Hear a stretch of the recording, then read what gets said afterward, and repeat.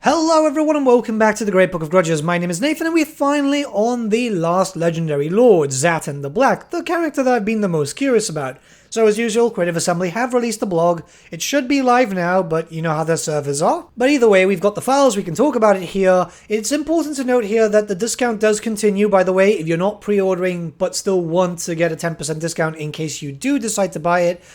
You've got until the 20th, so you get a week after the release of the actual DLC. Just putting it out there just in case some people are waiting for reviews and stuff to drop. So let's read the details regarding Zhatan the Black. Zhatan the Black, the commander of the Tower of Zar, is a servant to Dwarf the Cruel, providing bountiful labor and sacrifice, but don't let that distract you from his own prosperity for unending violence and suffering. Zhatan's high weaponry demand means the workshops can barely keep up with his bloody expeditions. There is method to his madness, however, for the fiercest fires forge the hardest steel. I do like when they actually go to the older army books and start quoting that directly. I think that's kind of cool. As a melee-first lord, Zhatan can smash bones to bits on foot, soar through the skies mounted atop a lamassu, okay cool, scorch the lands from a great Taurus, or pin prospective new laborers with his sadistic snare net, okay. So 2-man options, that's actually not too bad. Lamassu and the great Taurus. Yeah, I was actually expecting him to be like foot only, so this is actually kind of good. Alternatively, he can utilize an intensifying aura of boundless cruelty to strike fear into the hearts of those who oppose him. So probably just like a fear mechanic, lower leadership to the enemy, you know, usual stuff that we're used to, but still pretty useful considering the character's lore. After all, the only thing louder than the screams of his broken foes is Zhatan's gloating laughter. Armed with the Obsidian Axe, the armor of Gazrak, and the Chaos Rune Shield to enhance his combat abilities, yet further, Zhatan is one cruel customer. Okay, so he gets 3 unique items there, that's actually kind of good. Yeah, I mean, this is basically a little bit of a lore dump. I'm a big fan of this character, I love the design. I think that he looks very similar to his old miniature, which is what makes me really happy. Now, I know this isn't the most interesting thing to most people, but the reference sheet here for Zhatan, his design, the color schemes and everything is absolutely amazing. I really hope, and I've said this before, but I really hope we continue to see this for future DLC, especially if we eventually get like TempleCon or something. I'd love to see what the influence and just in general, just some little details, because it would be great. Really, this is so much better than what they did with the other reference sheets that we used to see for, like, say, the launch of Warhammer 3. And I'm pretty sure that this could help out some budding artists to find some inspiration too. So I think that actually helps everyone all around. Visually, for me, it's just a great thing. So you guys are going to be pretty hyped up about this. This next section, Flames, Trains, and War Machines, goes into details of something that you guys have all been asking for. So, the Chaos Dwarfs' commitment to unparalleled engineering is well established. And one of their most unique units on the battlefield is, of course, their trains. The Darwizar use trains to conquer their territory in a way never before seen in Total War Warhammer 3, chugging around the battlefield on their menacing locomotives. As for the locomotives themselves, there's the Iron Demon, a smoke-belching powerhouse that blasts shrapnel at enemy forces when loaded with a steam cannonade.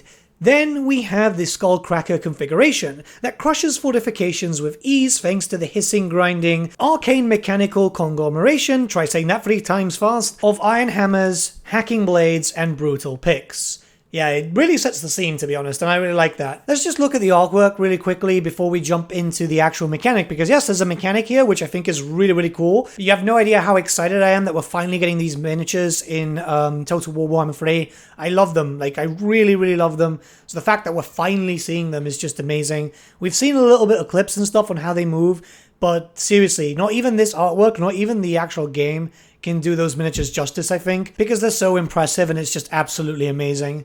But yeah, like, I'm super happy about these. But let's jump into the actual mechanic now. While the DREADQUAKE mortar can be used as an independent artillery piece, it can also be towed into battle by both the Iron Demon and Skullcracker locomotives. Yep, we actually get proper trains. This is a mechanic from the tabletop, which is absolutely amazing. Unfortunately, it just seems to be the DREADQUAKE mortar, but you never know for the future. I don't know. Well, it just never made sense with a flame cannon, let's be honest, because the way it was towed meant that it couldn't actually shoot. But yeah, let's continue. Being among the largest and most efficient siege weaponry developed by the Chaos Dwarfs, the mighty bombard will rend the earth and smash fortifications to dust. Powered by immense steam pressure, the DREADQUAKE mortar is a slow-firing juggernaut that must be loaded with unique and hugely powerful shells to prevent self-destruction. Yeah, this is something from the tabletop too. Like, I've seen the destructive power of these machines in the tabletop, and they were absolutely terrifying. So I'm really excited to see how they actually work with Total War. I think this is going to be absolutely amazing. This is one of my dream armies, by the way. So, like, I'm a little bit hyped more than usual because it is one of those armies that I just absolutely admired. You can see a little bit of the locomotive there, just a nice little render. But let's continue. But that's not all. The Chaos Dwarfs come with 2 independent artillery units. The Magma Cannon, a divine combination of artillery and furnace. It was originally conceived to take down the ravening trolls and other adjacent horrors that multiply in the Darklands, but has since found a new purpose on the battlefield. Take cover, or better yet, run away really fast. I like that they put a little bit of, you know, this is some of the lore considering these units. It's not like the most important thing. I know a lot of people won't care, but it's nice to see it, right? It keeps Warhammer Fantasy alive in a sense. And lastly, we got the Death Shrieker rocket, a diabolical construction and one of the most destructive weapons ever created, with its munitions housing an unruly fire spirit harvested from the cinders of Hashut's sacrificial ashes. Launching shells high into the sky, the rockets from this beast will burst in mid-air, showering those below with fire and destruction. And let us not forget the alternative shells, demolition rockets, that explode upon contact with foes. This hulking piece of artillery is named for its horrific shrieks that emerge from within its grisly innards, although they're nothing in comparison to the screams of those that face it, of course. And we've got some more artwork here, just a few more, you know, concept pieces, but it's great because you can see that the miniatures were actually used for it. These are Forge World minis, so yeah, I'm actually really impressed to see that. We know that a lot of Creative Assembly staff members actually used to play Warhammer Fantasy. In fact, I still speak to a few who still do and are just as excited about the old world as I am. It's so great to see these. Like, these are just so cool. I've actually been trying to sort out my flame cannon recently, and I might just take this paint style, to be honest, mostly because like, it is resin miniatures in case, and I will keep this brief so we can carry on with the actual game stuff, but resin miniatures are a pain to work with, so yeah, I might actually do this paint style. It looks cool. So we really don't have too much. We've got the Convoys here, which is basically the Cathaian mechanic, but it goes into a little context of what it does here. So the Chaos Dwarfs have access to a somewhat familiar convoy system, surprise surprise, letting them send out armaments in returns for riches. Along the way, they can and most likely will get dragged into all manner of scraps and battles as those nearby attempt to pillage their wares. But fear not, as the Chaos Dwarfs' main resource, labor, raw materials or treasury, are also up for grabs on these expeditions, helping expand the already expansive economy that the Darwizar have at their disposal. So yeah, this is something that I mentioned in the previous Let's Play, that the convoys are going to be very important. It's very, very certain here.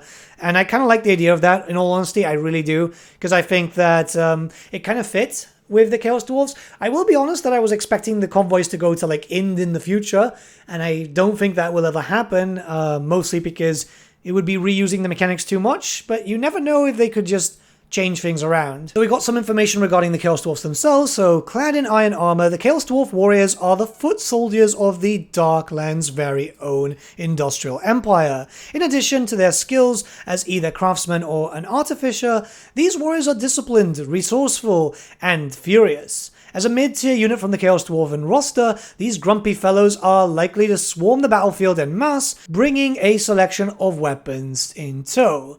Whether they're holding the line with axes and shields, crushing armored foes with great weapons, or gunning down the opposition with their blunderbusses, the Chaos Dwarf warriors spread dread among who was ever unfortunate to encounter them.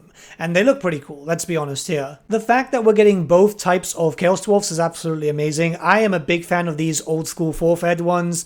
These are the 4th edition Chaos Dwarfs. Obviously a bit updated, but the theme stays the same, I guess. It still reminds me of the old school miniatures. And it's great, honestly, seeing the different weapon types. The pink actually does pretty well on the scales, to be honest. It does pop out quite nicely there. But yeah, I am so happy that we're getting Best of Both Worlds. Like, that's the big thing for me in this DLC, I think. The fact that we're getting both 4th edition and 8th edition stuff. So we get a little bit more information here, and that's a wrap on our trilogy of introductions to the Forge of the Chaos Dwarfs campaign pack. But the train isn't running out of track anytime soon, as we've got another showcase on the way, where you'll be able to see Zhatan The Black in action, and we'll be back next week with yet more announcements. Ooh, that's kind of nice, you know, big more over there. That's also the time that we'll be dropping content, by the way. I'm not sure if you saw my video, but as from the 31st, I can start dropping content on the DLC, which, you know, hopefully we all like what we see, myself included, you know? But yeah, let's continue here. We'll, of course, have a full suite of patch notes dropping alongside Update 3.0 and Forge of the Chaos Dwarfs, as well as another maddening surprise or two to go with it. Okay. Keep a close eye on all of our official channels for further details, and we'll see you on the battlefield. Okay, yeah. Yeah, I mean, we weren't going to get too much details when it came to Zhatan, mostly because they did a big dump on the first time, and then the second one was a bit smaller, so I was expecting this one to just be kind of small. All in all, pretty happy. I think that we're getting some cool characters. Zhatan is one that I'm very curious about, so I can't wait to see the Let's Play on that. Because I know he's not a magic caster, I know that he might not be the most interesting to people, but I really like this character. I remember having to drive, well, having my parents drive me, because I was like really young, like 2 hours and a half to be able to pick up the miniature from a different country, essentially, because my shop down here didn't bring him in. So this is cool. This is this is really, really cool. I'm excited to see how this DLC plays. I really, really am. Let me know what you guys think about Zhatan, though, in the comments below. Let's start a bit of a discussion, and I'll see you all again very, very soon. I imagine that this weekend is going to be quite jam-packed, but we'll see. See you guys. Have a good one.